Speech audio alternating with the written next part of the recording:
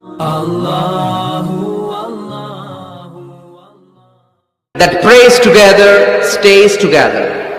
যে ফ্যামিলি একসাথে নামাজ পড়ে ওই ফ্যামিলি টিকে থাকে বহুদিন, ঠিক কি না?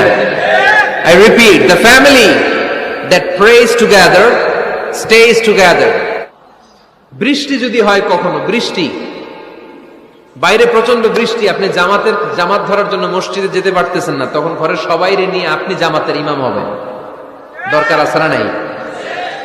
আপনি ইমাম, আপনার ছেলেরা পেছনে, মেয়েরা পেছনে, নারী পুরুষ একই কাতারে দাঁড়াতে পারে না, তো আপনি ইমাম, পেছনে আপনার ছেলেরা, এর পরের কাতারে আপনার মেয়েরা আর আপনার স্ত্রীরা। পারা যাবে না? ছেলে মেয়ে যদি না থাকে, হুজুর আমি আর সে টোনাটুনি সংসার, তাহলে টোনা দাঁড়াবে সামনে, টুনি দাঁড়াবে পেছনে, একসাথে দাঁড়ানো যাবে?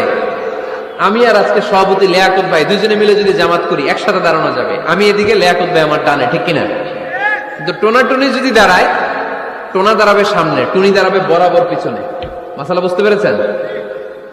The family that prays together stays together. যে ফ্যামিলি একসাথে নামাজ পড়ে ওই ফ্যামিলি টিকে থাকে বহুদিন, ঠিক কিনা? I repeat, the family that prays together stays together. যে পরিবার একসাথে সালাত আদায় করে ঘরে, এই পরিবারগুলো ভাঙে না। এই পরিবারে ডিভোর্সের কথা শুনবেন না। এই পরিবারে আছে শুধু শান্তি আর শান্তি। চিল্লায় বলেন ঠিক কিনা?